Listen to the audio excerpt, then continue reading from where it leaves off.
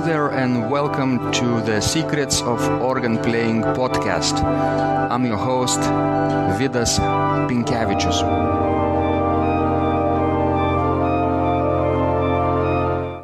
Welcome to Secrets of Organ Playing podcast 129. This is Sunday, January 14, 2018.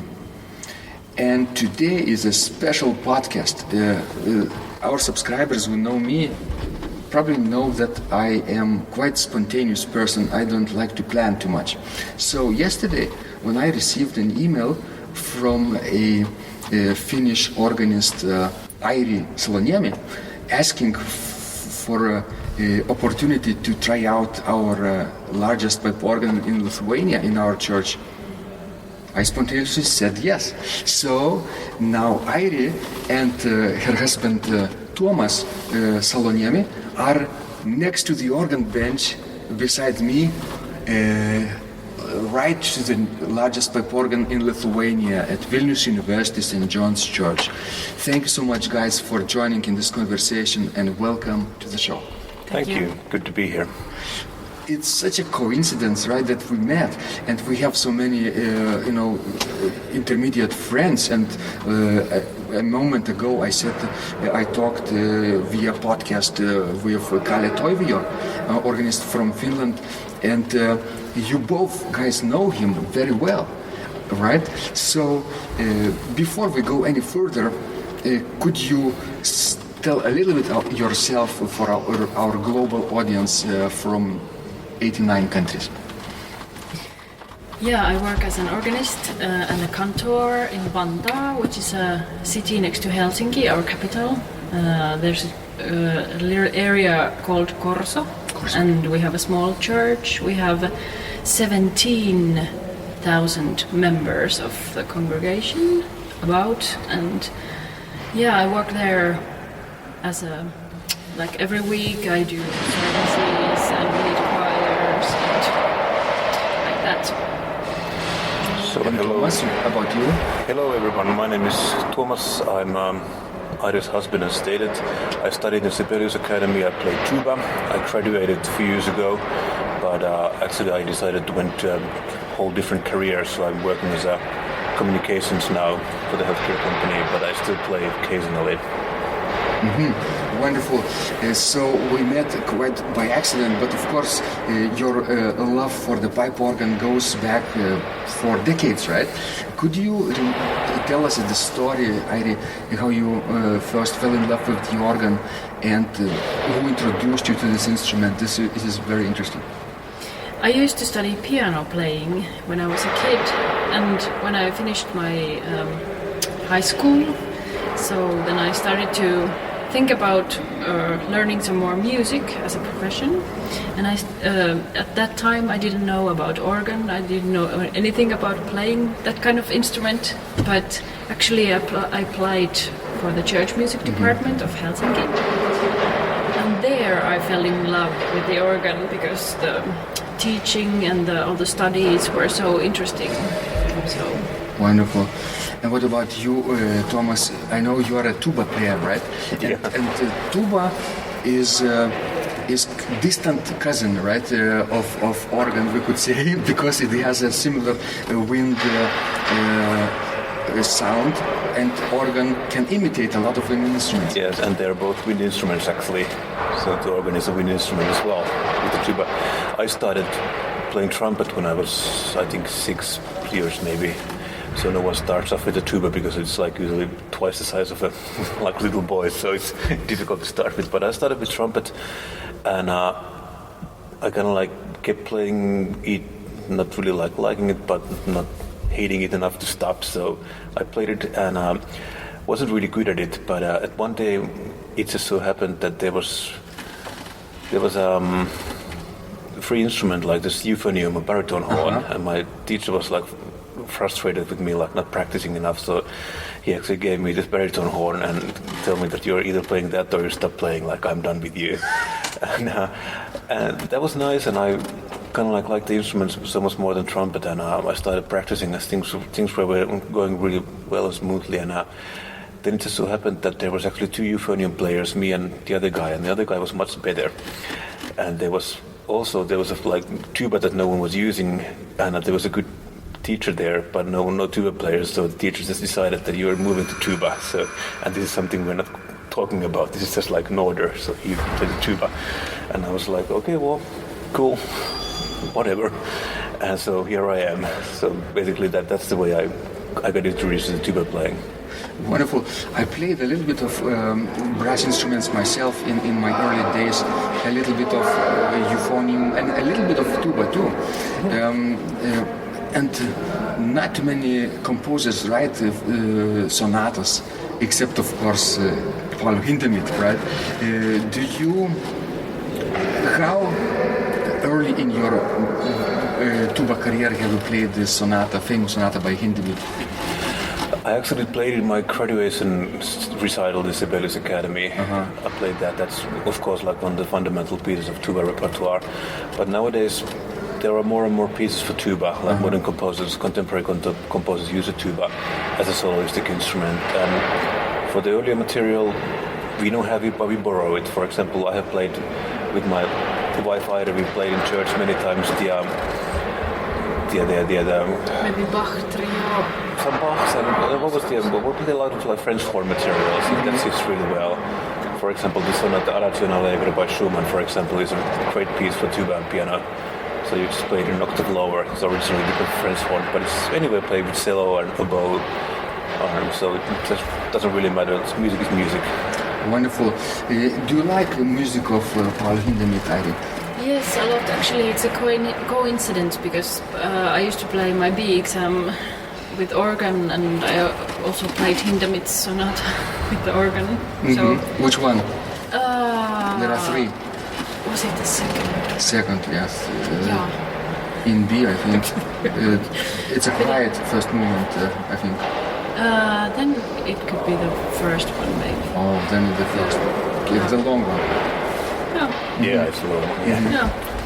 Yeah, I like the music because you have to play it a lot unless you get to know into Hindemith's musical world, and then you fell in love with the music. So it takes a little time, but after it, you almost know it by heart. True. Tuomas, what is the most challenging thing for you when you practice your instrument?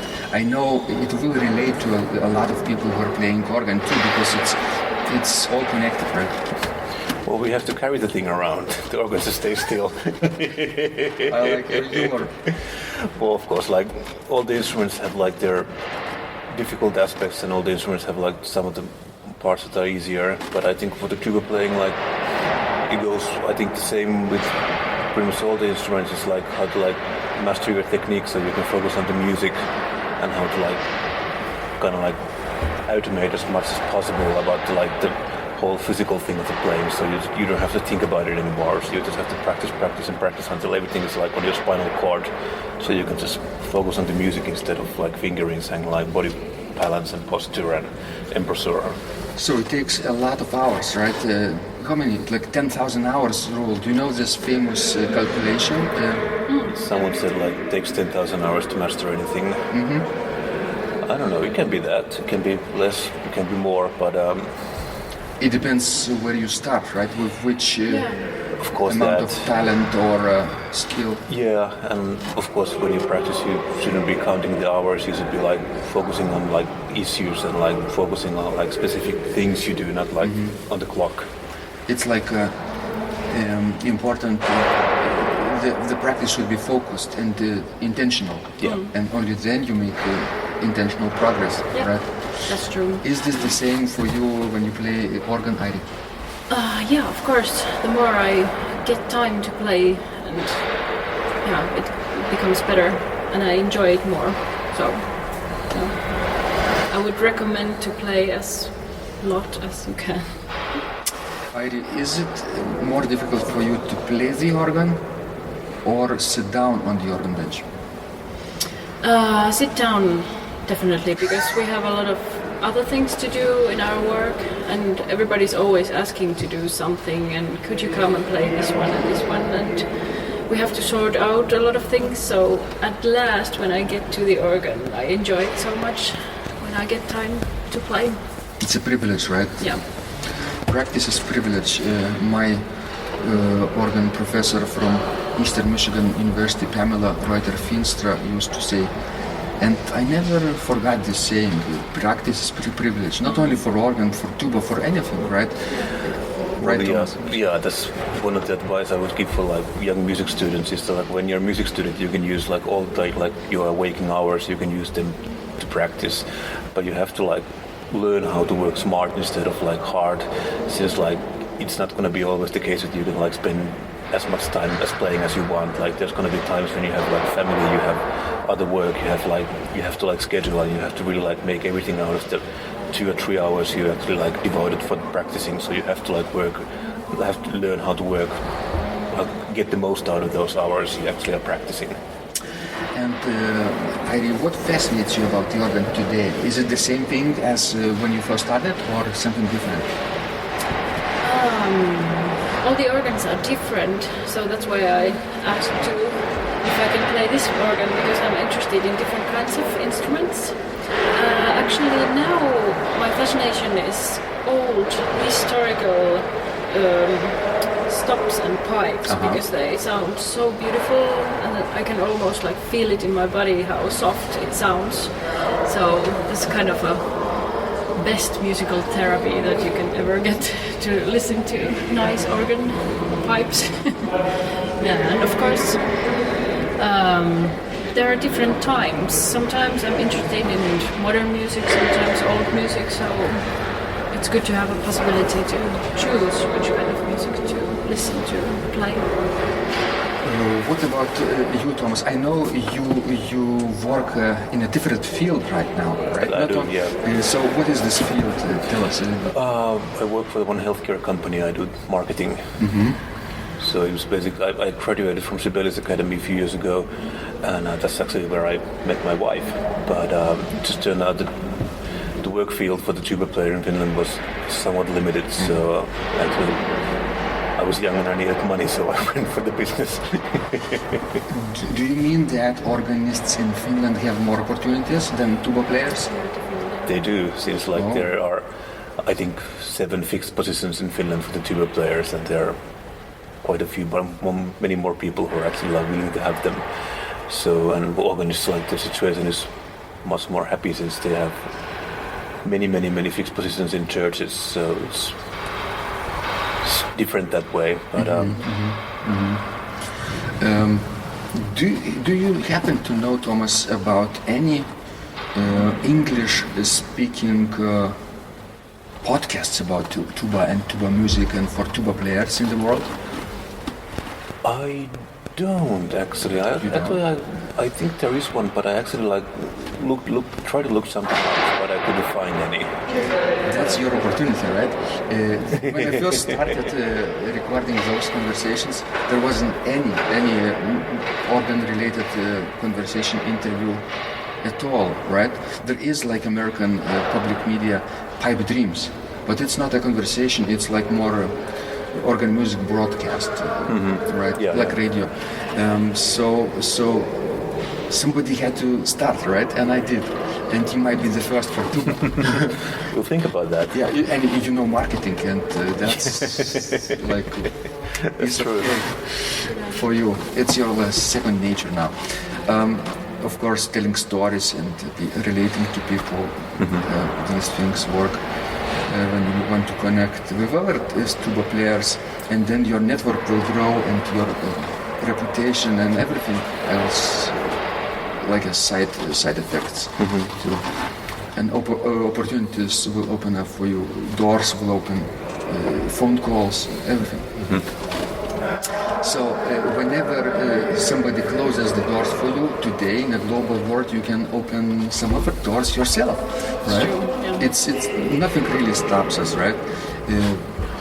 From taking initiative and making mistakes, right? Mistakes are not mortal, right? They will not kill us. So if something doesn't work, we could adjust and learn from mistakes and go further, right? That's true. Wonderful. So guys, what are your plans for the future then? Airi, what would you like to play next, and where do you go from here today?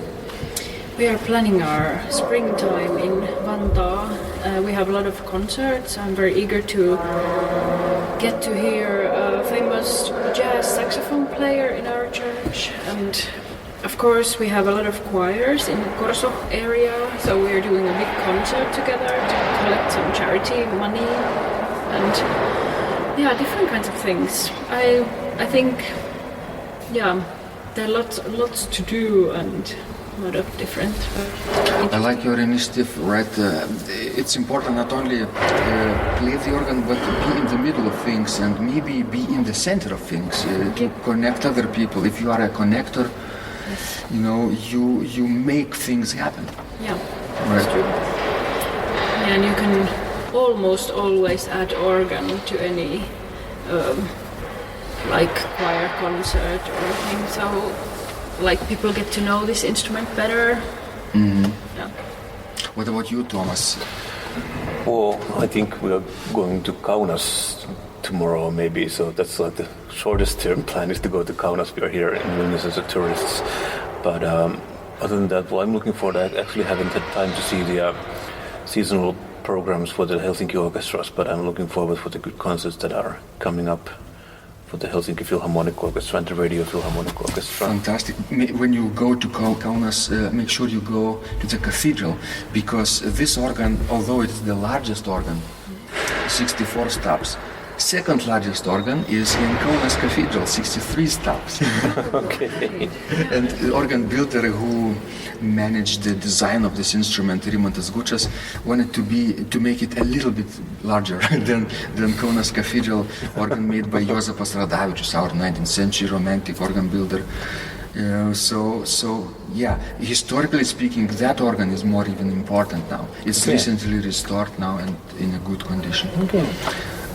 Very romantic with Gothic case, neo-Gothic case, and dark place. Not like here, everything is white, but you will feel like you enter the neo-Gothic space and back in time, some century. Nice. That's different than this one. Wonderful. Thank you so much, guys. I'm so delighted we met. I'm glad I said yes, and I'm glad you had the bravery to write to me, and that the lady who is downstairs gave you my phone number and email address, right? And you did the research, and we met. This is important, to take initiative and not wait for opportunities to come, but make opportunities, right? Exactly. Wonderful. Right. So I wish you good health in 2018, first of all, and besides that, all the creativity you could muster and share with the world, and so that your dreams will come through in this year and beyond. Thank you so much. Thank you that we can be here and get to know to this organ. And welcome to Finland anytime. Thank you. I hope we'll see each other again. I know we'll see each other on Monday. At least. Wonderful. If you liked this conversation, I encourage you to visit my blog Secrets of Organ Playing at organduo.lt, where you will find lots of insights, practical advice and training for every area of organ playing. You can subscribe to this blog for free to get your daily dose of inspiration and to be the first to know when any of my future podcasts roll out. I hope to help you reach your dreams in organ playing. I'm Vidas Pinkevičius. Thanks for listening, and I'll catch you online really soon.